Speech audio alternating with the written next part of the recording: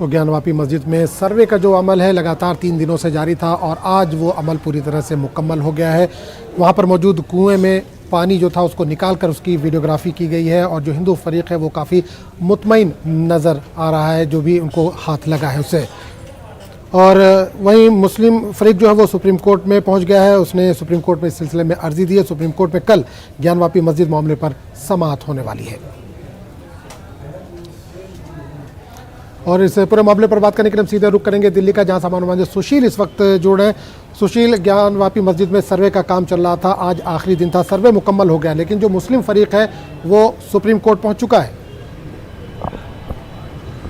जी बिल्कुल, देखिए साफ तौर से मुस्लिम पक्षकारों की तरफ से यानी कि मस्जिद कमेटी की तरफ से ये याचिका सुप्रीम कोर्ट में दाखिल की गई थी और ये मांग की गई थी कि जो निचली अदालत ने फिलहाल सर्वे करने का आदेश दिया है उस पर रोक लगाई जाए।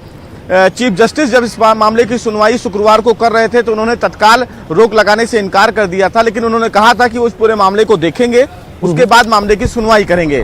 जस्टिस चंद्रचूड़ की बेंच फिलहाल इस पूरे मामले की कल सुनवाई करेगी। कल ही फिलहाल निचली अदालत में भी सुनवाई है और कल ही सुप्रीम कोर्ट में सुनवाई है। देखना बेहद अहम होगा कि सुप्रीम कोर्ट इस पूरे मामले में सुनवाई के दौरान क्या कुछ आदेश जारी करता है। जस्टिस DY चंद्रचूड़ और जस्टिस PS नरसिम्हन की बेंच इस पूरे मामले की सुनवाई करेगी।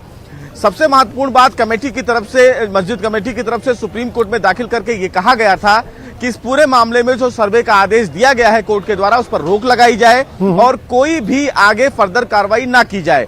अब कल सुनवाई जब होगी सुप्रीम कोर्ट में तो देखना बेहद अहम होगा कि सुप्रीम कोर्ट इस पूरे मामले को लेकर क्या कोई अहम आदेश जारी करता है या नहीं। कल जब निचली अदालत बनारस में इस पूरे मामले की सुनवाई करेगी तो उसमें यह बताया जाएगा कि सर्वे की जो प्रक्रिया है वो पूरी हो गई है। अब उस मामले में रिपोर्ट को क्या सार्वजनिक किया जाए या ना किया जाए, इसके मामले की सुनवाई सुप्रीम कोर्ट करेगा और सुप्रीम कोर्ट ही कल इस पूरे मामले के सुनवाई की भविष्य तय करेगा कि आगे आने वाले समय में इस पूरे मामले में क्या कुछ कार्रवाई आगे चलाई जाए।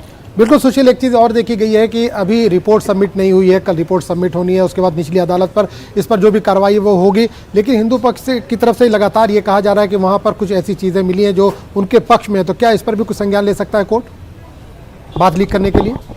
जी देखिए, फिलहाल जो हिंदू पक्ष के वकील हैं विष्णु शंकर जैन, उनकी तरफ से ये दावा किया गया है कि उस मस्जिद में जो उजू सेंटर है वहां पर फिलहाल एक शिवलिंग देखने की दावा किया गया है कि वहां पर एक शिवलिंग था और उसको लेकर वो फिलहाल कोर्ट चले गए थे और उन्होंने कहा था कि उस पूरे एरिया को फिलहाल सील किया जाए।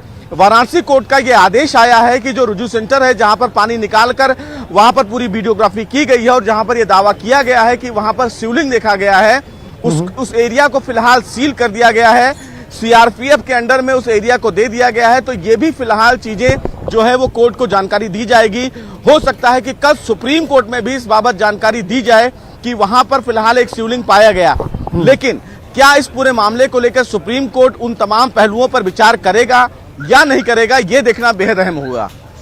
चलिए सुशील, बहुत बहुत शुक्रिया इस तमाम जानकारी के लिए।